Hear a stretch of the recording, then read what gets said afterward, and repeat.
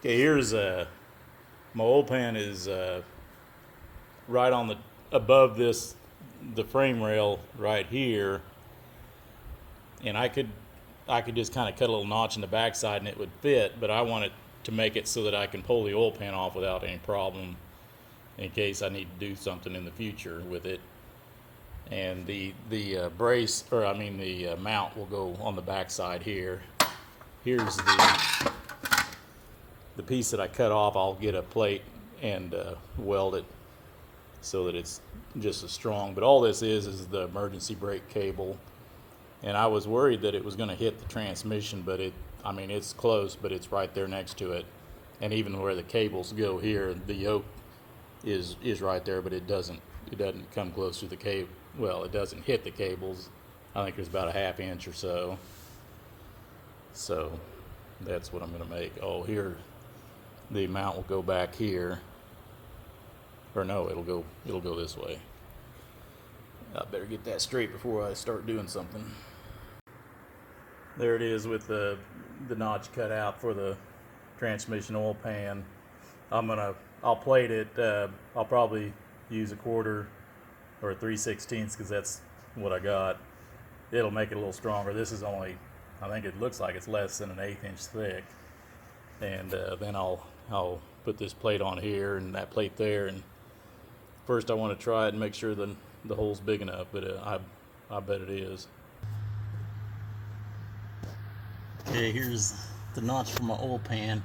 It's a little close right here, so I'm gonna notch it a little bit more and then I'll plate it, and then I can build my rear mount, which goes right there, sticking out the back a little bit.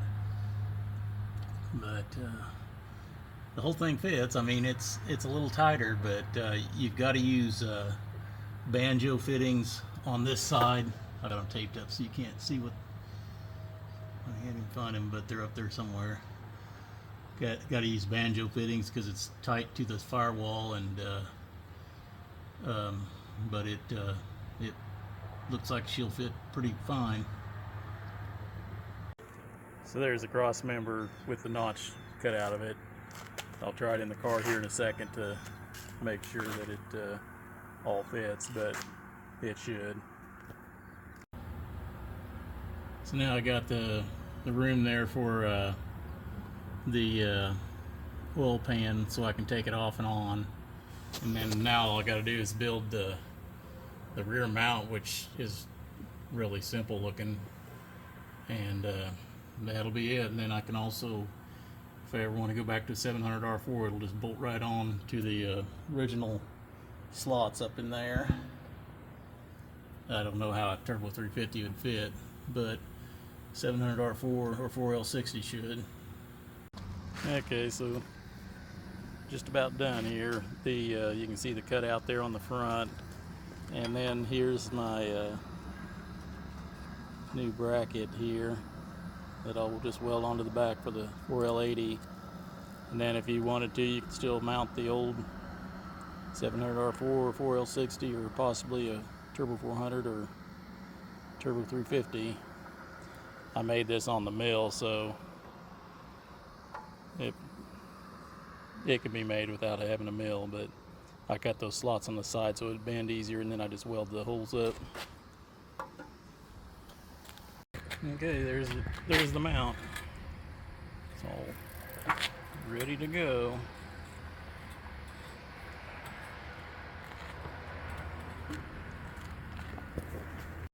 Okay, the 4L80 is mounted. It's got all the clearance for the oil pan, the old mount for the 700 R4, and then the new mount.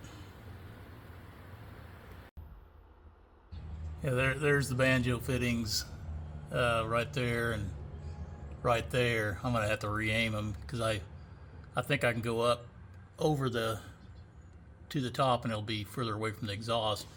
I've got to hang my transmission down, take the mount off and hang it down to get to them, because once they're up in there, it's too tight to reach. But this side is fairly tight. The other side has plenty of room on it, but that's what they are. I'll show a picture of where I got those at.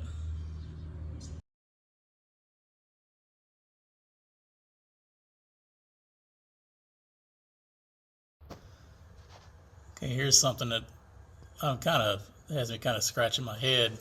This port is got a taper on it, and that's how the port is supposed to seal. But this banjo fitting is made to seal against a flat face, so I'm wondering if I need to add an O-ring to that, like this,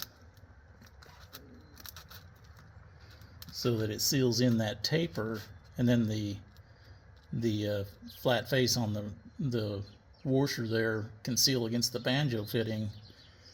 I'm not sure if it'll work or not, but I'm gonna have to give it a try, I guess, because I don't think the flat face banjo fitting seal is gonna work there. But on the 4L80s, this is a later model 4L80, which has it's got one port back here in the back and then one on the front. The earlier ones have both ports there at the front, and these later ones, this here is an update, this extended tube thing there. So make sure if you get one of these fittings that it's got this extended rear tube for the late model 4L80s, and it has something to do with keeping the bands or whatever cool in the back of the transmission better. But anyway, that's kind of something that that seal is kind of something that had me kind of scratch my head. But I'll do this, and if it doesn't work, I guess I'll post that it didn't work. On the ECM side, I bought this a long time ago for my street rod, and I kind of snatching some of the stuff, but it's got like this is for these two wires are for the CAN bus. If you're putting it in a late model car, it won't be plugged into anything in this car. Here's on mine I had it comes with a little computer screen tuner, and that plugs into that. And then wiring's kind of a mess right now, but the wiring was long enough. I went ahead up here at the front and put the hole right here, and there's enough room for me to come. The plug is right there on the transmission, so I'll just get a rubber grommet and then I'll just seal it in. I was gonna make a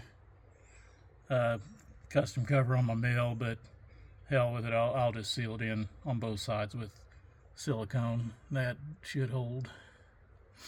So that's where my controller is. The controller, I was able to get it so that it fits for the most part underneath that plastic deal. I'll just have to find a kind of a compact jack for the car. This jack was so rusted I just threw it away anyway, so that's what I got here.